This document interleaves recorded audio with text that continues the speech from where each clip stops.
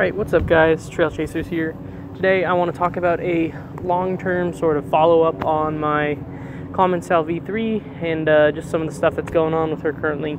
So I believe it has been about 10 months of ownership with this bike so far, and I'm not going to lie, I have absolutely loved this bike.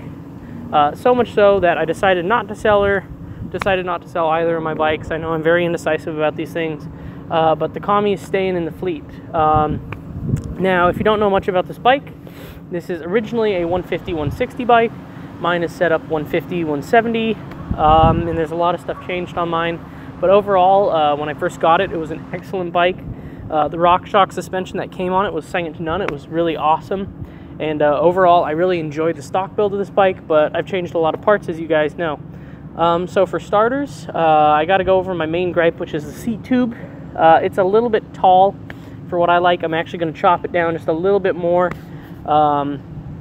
because I can. Since it's an aluminum frame, it's pretty easy to do, so I'm going to do that soon. My other little gripes that I have with it are it can develop some creak in the suspension pivots.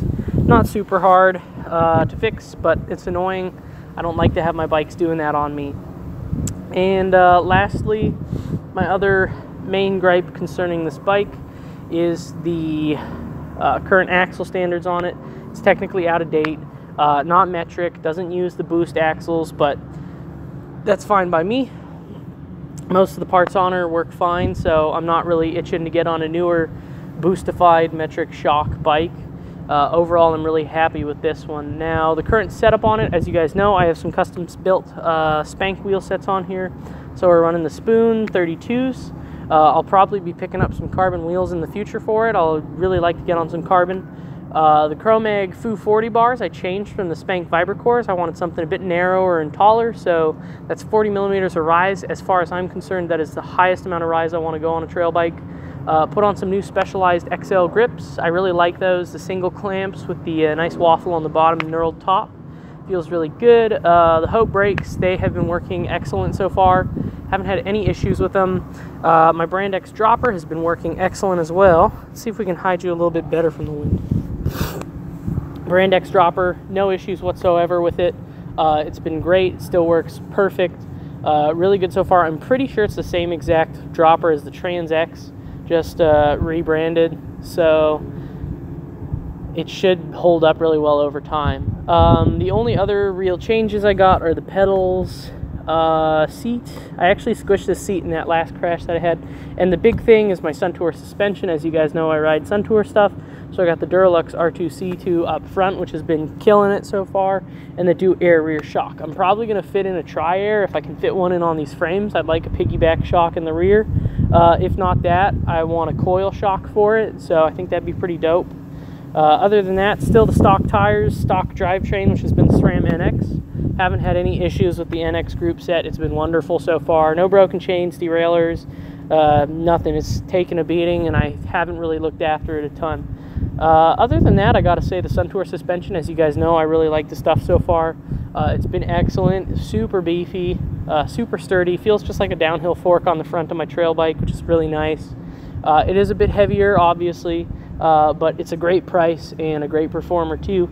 Feels every bit as good as my Lyric, and now that I've gotten broken in and tuned to work for me better, it actually feels better than my Lyric, just because I was able to really dial it in compared to the Lyric.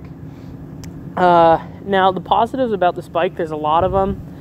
For a 150 travel bike, it really doesn't feel like it. This thing is built like a tank, just super beefy construction everywhere, the oversized pivots.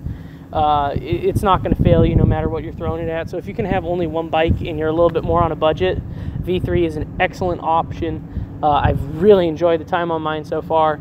It's a pretty lively bike. It's got a little bit of ramp up at the end, so you're not going to be bottoming out too harshly. I don't really notice too many harsh bottoms when I'm riding this bike. However, I do bottom it out every single ride. I just don't really notice it. It's a very nice suspension platform, works pretty well. Fairly supple, maybe not the most supple. It definitely doesn't climb the best. That is one thing about this bike.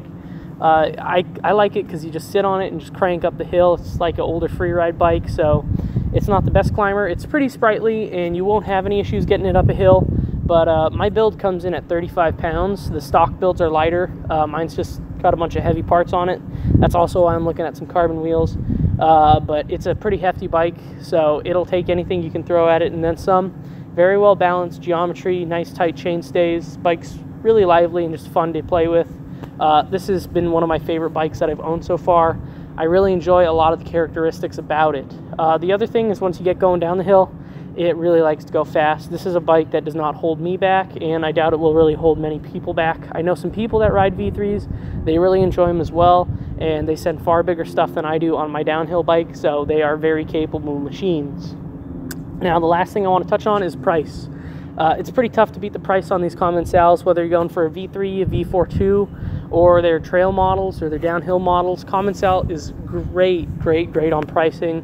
As you guys know, it is a direct sales brand, so just follow the size charts. They'll get you set up on the right bike that'll feel nice for you.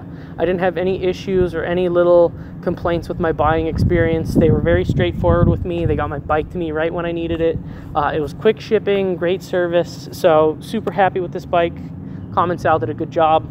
Yeah, it's a bit older, it's a little bit dated, but it still works awesome. So she's definitely going to be sticking around for a little while longer, and I'm going to keep riding this puppy a little while longer because it deserves it. It doesn't deserve to go away. Anyways, those are kind of my final thoughts and opinions. Lastly, just touching on durability, like I said, the thing's held up. The only issues I've had as far as durability were the press fit bottom bracket kind of crapped out on me at the 6-month mark. Replaced it myself. It's going strong currently, so I'm hoping I don't need to replace it every 6 months. It's a bit of a bummer, but if I do, I'll get one of the nice enduro bottom brackets that'll hold up better. The other thing I would say about the bike is that the rear mudguard is really a must. Sometimes I forget to put it on after I clean the bike, but you got to have it there. It's going to protect the shock. It is a must in my opinion, otherwise you're just going to blow through seals on that rear shock like mad. Luckily they do include them with the V3 bikes, so that's not really an issue. Anyways, I hope this video is informative for you guys. If you guys could, please like and subscribe. It gives me motivation to make more videos for you guys that watch my videos. Anyways, this has been Trail Chasers. I'll catch you guys out on the trails. Bye bye.